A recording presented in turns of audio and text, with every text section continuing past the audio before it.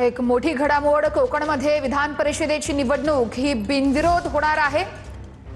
बिनविरोध झालेली आहे। कोकणामध्ये आपण बघितलं अनेक घडामोडी घडल्या। बाळ माने यांनी अगदी काही वेळापूर्वीच उमेदवारी अर्ज मागे घेतला। कोकणमध्ये अनिकेत तटकरे हे खरं तर महायुतीचे उमेदवार आहेत आणि आता कोकणामध्ये विधान परिषदेची निवडणूक हे बिनविरोध होणार असल्याचं जवळपास स्पष्ट झालेलं आहे। बाळ माने यांनी अगदी काही वेळापूर्वीच आपला उमेदवारी अर्ज मागे घेतला। त्यानंतर अनिकेत तटकरे यांनी स्वतः प्रतिक्रिया दिली आणि त्यानंतर आता महत्त्वाची अपडेट समोर आली आहे ती म्हणजे कोकणातली विधान परिषदेची निवडणूक ही बिनविरोध होतीये।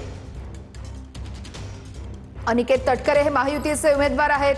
कोकणामध्ये अनिकेत तटकरे अर्थातच सुनील तटकरे यांचे पुत्र उमेदवार होते। ठाकरेंच्या शिवसेनेच्या बाळ माने यांच्यानंतर आता इतर अपक्ष जे होते ज्यांनी आपला उमेदवारी अर्ज दाखल केला होता त्यांनी देखील निवडणुकीतून माघार घेतली आहे। त्यामुळे कोकणातलं चित्र एकूणच स्पष्ट झालेलं आहे ते म्हणजे कोकणची विधान परिषदेची निवडणूक ही बिनविरोध झालेली आहे।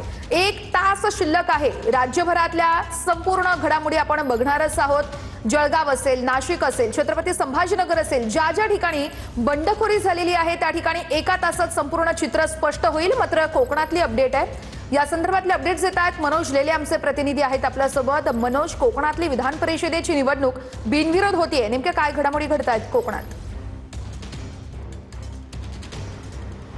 नक्कीच या ठिकाणी बाळ मानेंनी अर्ज मागे घेतल्यानंतर इतर जे शेकापचे उमेदवार होते त्यांनी सुद्धा या ठिकाणी आपले उमेदवारी अर्ज मागे घेतलेले आहेत आणि त्यामुळे आता अनिकेत तटकरे यांचा बिनविरोधचा मार्ग या ठिकाणी मोकळा झालेला पाहायला मिळतो आहे। सर्वच जे उमेदवार होते काल जुईली दळवी यांनी देखील आपला अर्ज मागे घेतलेला होता। त्यामुळे ही निवडणूक महाविकास आघाडी विरुद्ध महायुती अशी होणार अशी शक्यता वर्तवण्यात येत होती। मात्र आता पुन्हा एकदा या ठिकाणी ही निवडणूक जी आहे ती बिनविरोध झालेली पाहायला मिळते आहे।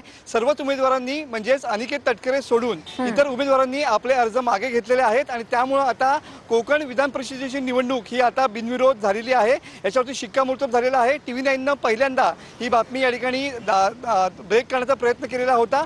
सूत्रांकडून आपल्याला माहिती मिळालेली होती आणि तीच जी पूर्ण माहिती आहे ती या ठिकाणी पुढे येताना पाहायला मिळते आहे। आता शेकापच्या उमेदवारांनी सुद्धा या ठिकाणी उमेदवारी अर्ज मागे घेतलेले आहेत आणि त्यामुळे आता अनिकेत तटकरे यांची बिनविरोध निवड या ठिकाणी जवळपास निश्चित मानली जाते। निश्चितच मनोज, या घडामोडी ते आपण लक्ष ठेवून राहा, प्रत्येक अपडेट आपल्याकडून घेत राहू। मात्र कोकणातून मोठी बातमी म्हणावी लागेल ती म्हणजे ठाकरेंच्या शिवसेनेचे बाळ माने यांच्यानंतर आता इतर जे अपक्ष होते अर्थातच शेकापकडून देखील या ठिकाणी उमेदवारी अर्ज दाखल करण्यात आला होता।